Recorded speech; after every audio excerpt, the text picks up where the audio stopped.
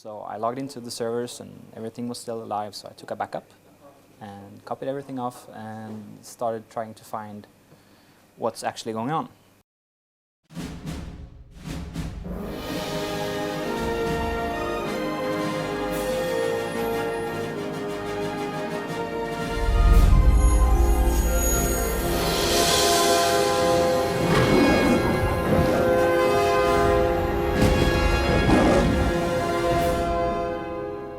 So while trying to get all of the information about what was going on, I find some legal advice. I got a lawyer for us, and I'm trying to just keep everything cool and organized.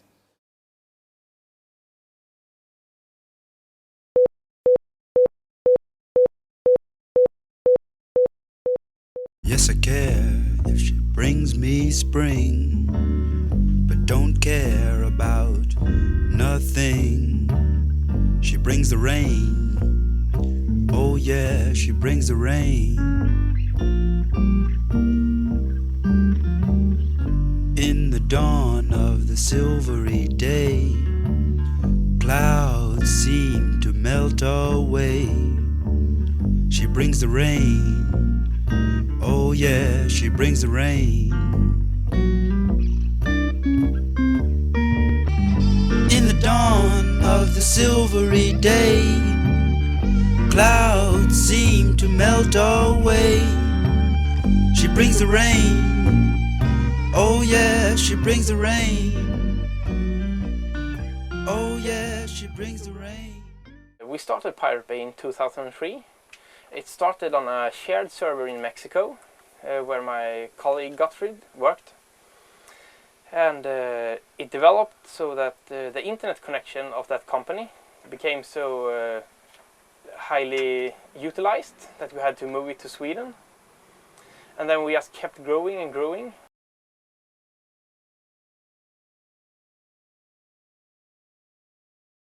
There was obviously demand for a stable Swedish tracker. So well, I wasn't involved from the very beginning, but well, they needed some place to host it, and well, that's when I first came into the picture. Back then, I didn't even know how BitTorrent worked. I had someone explain it for me, and okay, we'll do that. So I hooked them up with web space on my server, which was then hosted in the basement of the place I worked at then.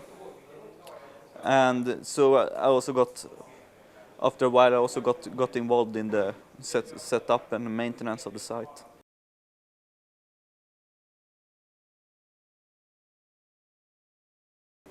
I mean, the Pirate Bay, I don't really know how they work, because they don't say very much to us all the time, but they seem to work a bit like a rock band. I've been a great admirer of particularly the Pirate Bureau's work and even the Pirate Bay's work for several years. We have about, a good approximation is about 1 to 2 million unique visitors per day.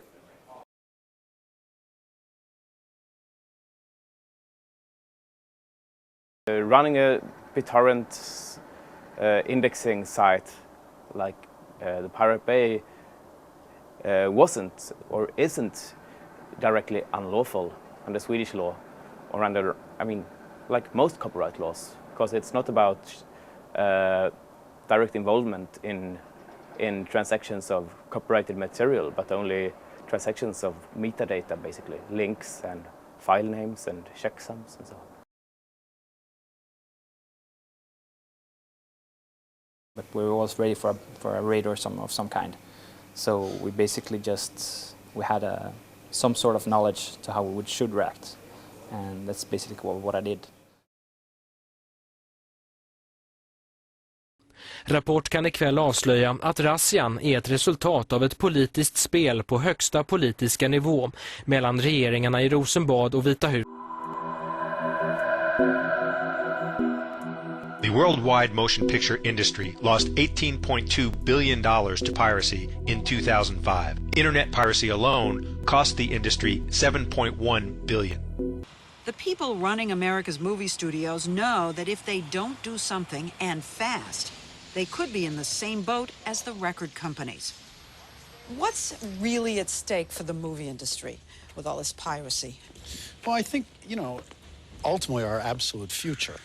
Peter Chernin runs 20th Century Fox, one of the biggest studios in Hollywood. Somebody can put a perfect digital copy up on the internet, perfect digital copy, right? And with the click of a mouse, send out 1 million copies all over the world in an instant. And it's all free. If that takes hold, kiss Hollywood goodbye.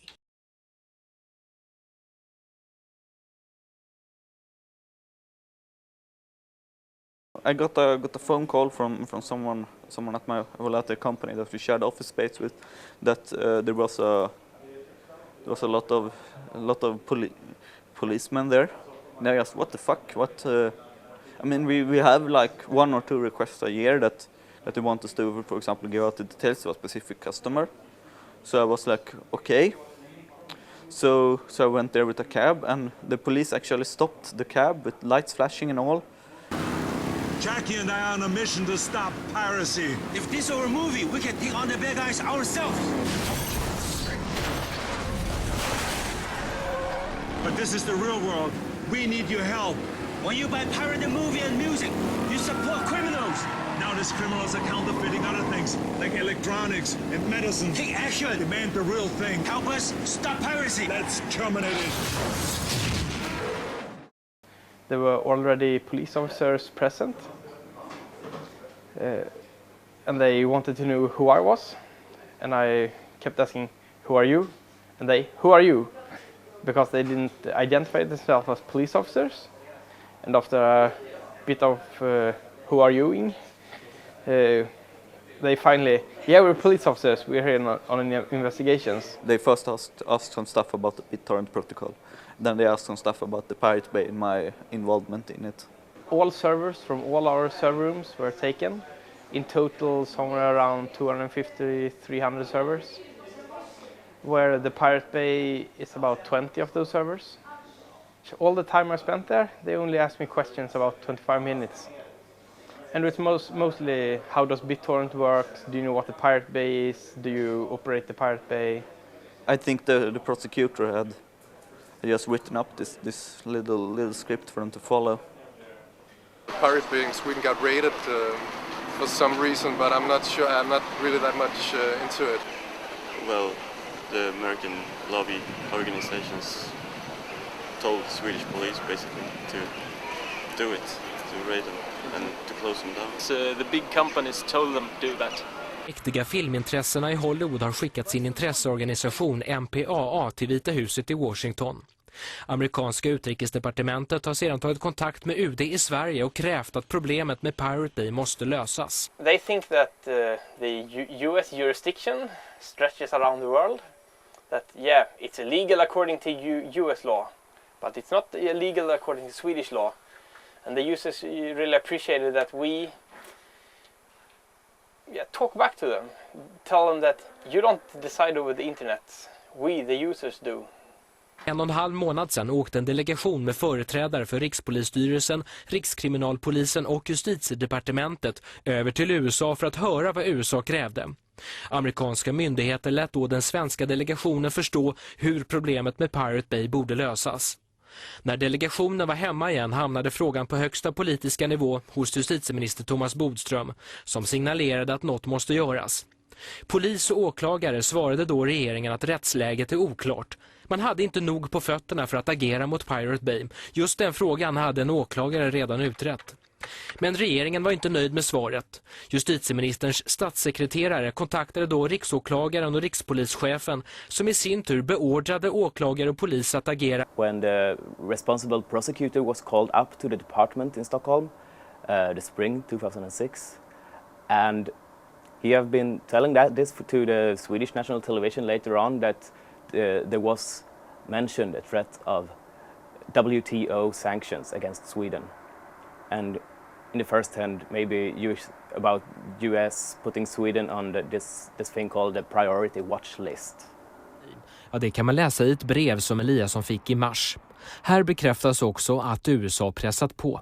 Brevet skickades av John Malcolm på Hollywoods mäktiga lobbyorganisation MPA. Han påminner om deras möte i höstas. Vi diskuterade ingående organisationen Pirate Bay, verksam i Sverige. Som ni säkert vet har den amerikanska ambassaden enträget bett Sveriges regering att agera mot Pirate Bay. Jag vill återigen uppmana er att utöva ett inflytande för att få de rättsvårdande myndigheterna i Sverige. So it really got to a high level. The Minister of Justice were accused of committing crimes in the raid. Because it's illegal for a minister in Sweden to tell the police exactly what they should do. Där statssekreterare Dan Eliasson uppgifterna om att Sverige utsatts för hot om handelssanktioner. Jag vet att USA har synpunkter på effektiviteten i vårt system när det gäller upphovsrätt. Och att om inte Sverige och andra länder följer sina internationella åtaganden så finns det sanktionsmekanismer i USA, det vet jag. Och det har påtalats från amerikansk sida. Det här har framförts. Jag vet att det har förekommit diskussioner om att om internationella regelverket när det gäller handel och upphovsrätt inte följs av Sverige och andra länder, då finns det en sanktionsmekanism. Tycker du att det ingår i dina arbetsuppgifter att rapportera till en lobbyist från Hollywood? Jag rapporterar inte till någon. I think it's a rape on the Swedish law.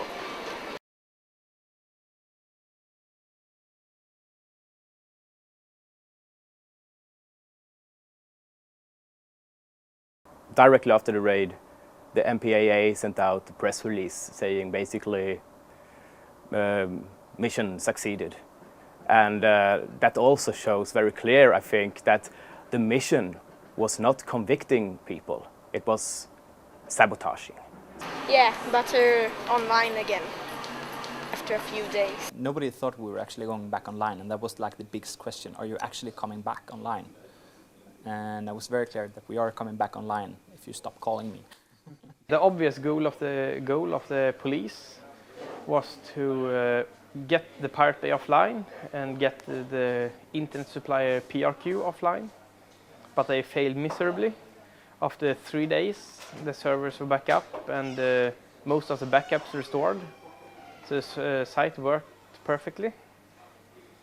And about a week after that, everything was back up 100%. Spectacular success for us. When the raid happened, we got an enormous amount of media attention. So it definitely helped. The days after the raid, we had doubled our visitor numbers. And also it awakened the debate about file sharing in Sweden. I mean, most people in Sweden feel pissed about the use of trade sanction threats to override national law. Yeah, a lot of different youth groups to the parties were active in our demonstration to show the support for the file sharing in Sweden.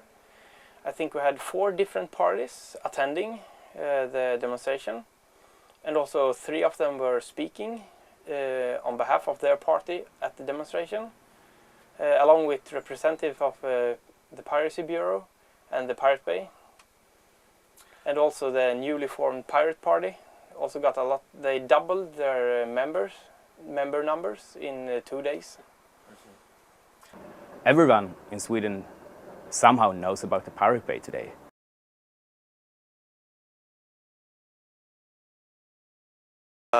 Pirate Bay, Bush torrents, and I also use DSC to download music.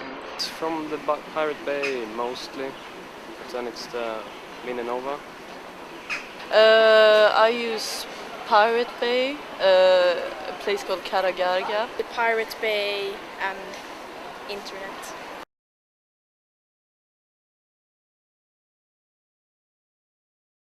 I have gotten a lot of support from the rest of the ISP community and a lot of new customers calling us up and saying, hey, we heard about the raid. We want to help you. We want to move our co-location to your place. Because they know that we stand for freedom of speech and we would like to defend it. Opinionsundersökningar visar att en majoritet av dem tycker att den här lagen mot fildelning är dum. De betraktar det som en allemansrätt, ungefär som vi äldre ser på lingonplockning och svampplockning på. every single political party in Sweden suddenly started to have a realistic take on file sharing. Quite suddenly realized that file sharers are also voters. Most parties said things that were actually very positive towards file sharing, but at the same time they couldn't say like, okay, we take away the copyright laws. The whole thing is far from ended. It will go on for probably several years in Sweden. Obviously just shot themselves in the foot, because now it will be politically impossible for them to take an action against the Pirate Bay or something similar in Sweden again. It was quite an eye-opener for them that there's such a large base of popular support for file sharing and the general copyright issues. Now the site is virtually impossible to take down because we have implemented the redundancy everywhere. So if something goes down now, like for instance a new raid or something, we're going to be back up in a couple of hours instead of a couple of days. The joke is over, smell the smoke from all around.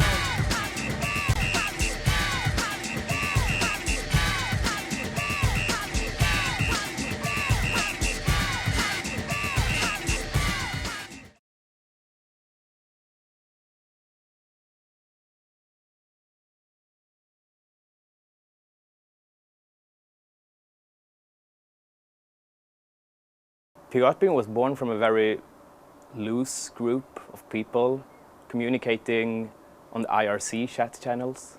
We were basically into doing different kinds of playful internet projects and reappropriating the term of Piratbyrån by cutting away the anti was one of those like playful impulses. So we just did it. And people had very different backgrounds. It was a very loose group. Everyone felt that this was something new and unexplored, but at the same time something that we knew would definitely grow in importance for several years ahead. What they did was to turn the public debate and actually give public opinion a counterpoint. Where there had only been the copyright industry's point of view before, there was now a counterpoint.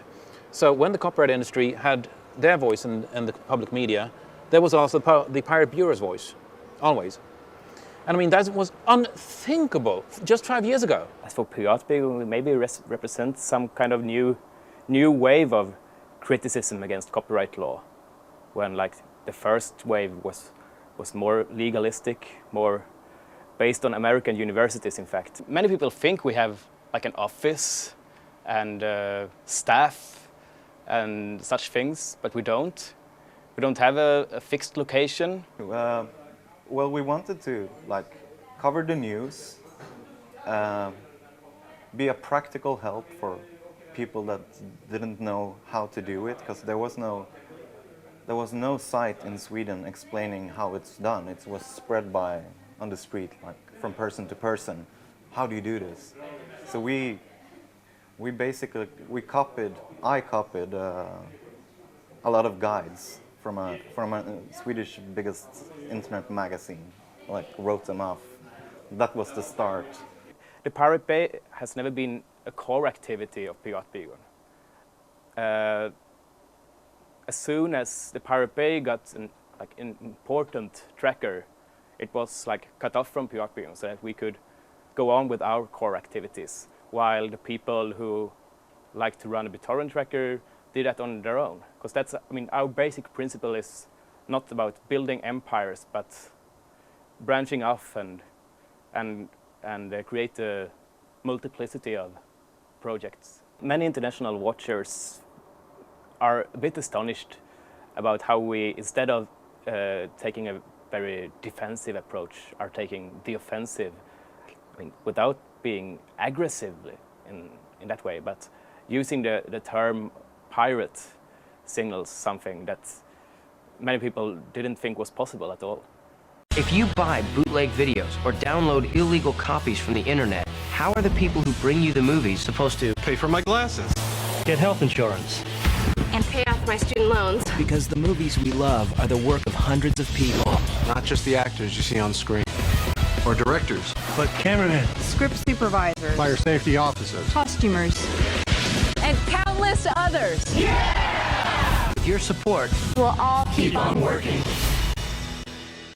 I don't think that's the whole truth, because I don't think they would earn much more money without people downloading. Just trying to keep on making money by selling a small plastic disc with information on them is obviously something that won't last. But they have to find new ways. So there were like hundreds of really creative people, and if they think, like, they can find out new ways. It's not my job. It's not going to happen tomorrow, of course. So I really hope that and it will, the society and all the stuff around the music industry and the bands and everything, it will change. So, it will be different, I think. And I don't think there's going to be, producers and PR people, and then the next day it's going to be everybody downloads, no one gets paid, and all the musicians, will die and starve to death and so on. A lot of what the major media companies do today are so obviously based around the copyright model. I mean, in the US you speak about a tentpole model. You find a space of intellectual property that hasn't yet been claimed, and you put your tentpole down and raise a whole tent around it. Like, for example, if you make a movie, you also sell plastic toys and such, which kind of makes up the tent. And obviously that sort of model would be impossible with a different intellectual property climate. They have managed to adapt historically. When the first tape recorders came, oh no, people will be able to copyright music and such. So, and when the first video recorders came, it was the same. Oh no, people will copy our property and we won't make any money. But obviously they were able to adapt to that also.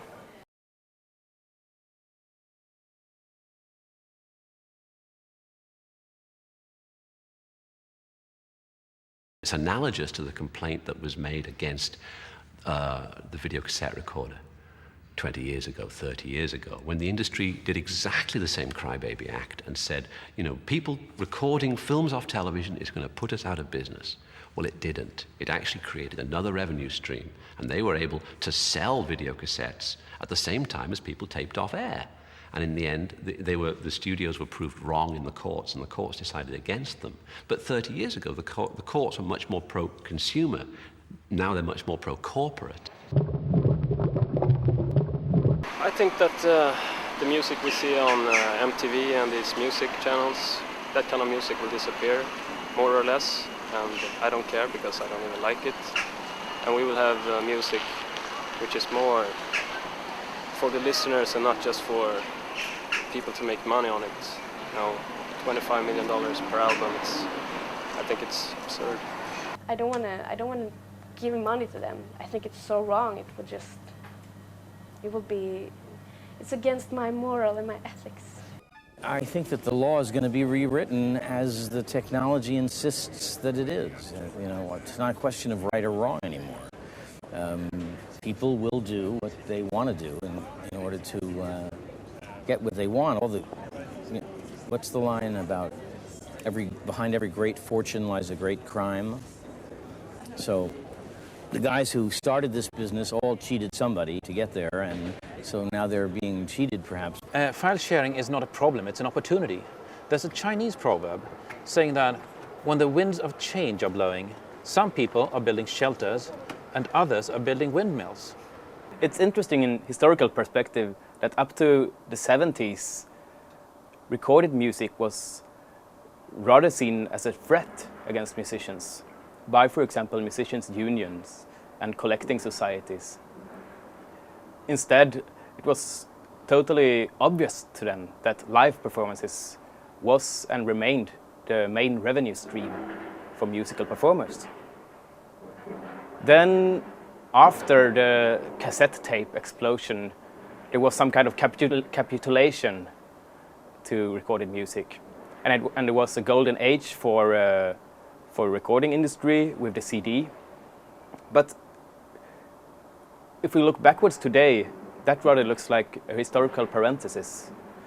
And I would say that live performances are again turning to be the main revenue stream for musicians, most musicians. It's one of the great ironies that our enemy in this is our consumer, and one of the rules that anybody in marketing knows is not make an enemy of your customer. We have no choice, because frankly, when the music is being consumed for free, they're no longer customers that we can look after, nor customers that we want.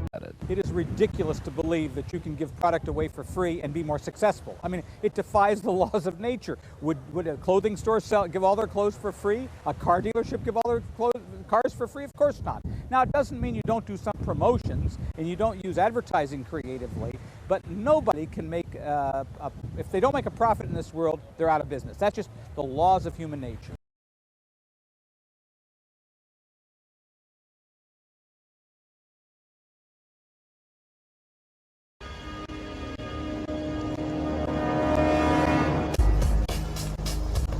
The Matrix is a system, Neo. That system is our enemy. But when you're inside, you look around, what do you see? Businessmen, teachers, lawyers, carpenters, the very minds of the people we are trying to save. But until we do, these people are still a part of that system, and that makes them our enemy. You have to understand, most of these people are not ready to be unplugged. And many of them are so inert, so hopelessly dependent on the system, that they will fight to protect it. Were you listening to me, Neo? Or were you looking at the woman in the red dress? I was. Look again. Freeze it. If you are not one of us, you are one of them. What are they? They are guarding all the doors, they are holding all the keys, but they will never be as strong or as fast as you can be. Politicians can never stop the file-sharing movement. It's always going to be about the young people doing what they want. If they don't think the laws are worth obeying, they won't obey them.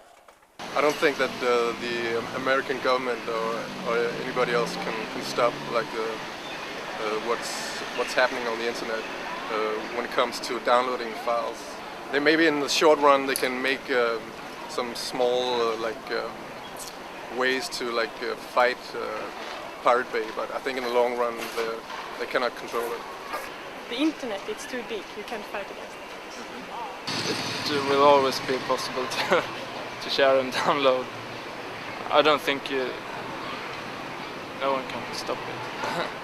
It's new technique, and I think people will find ways to use it anyway.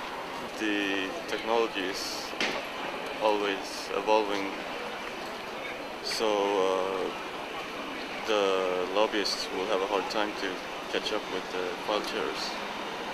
So I think there will always be one step behind. I don't even believe they let police state crap that they will get through with it. People will always try to share ideas and share files. I think file sharing will last forever.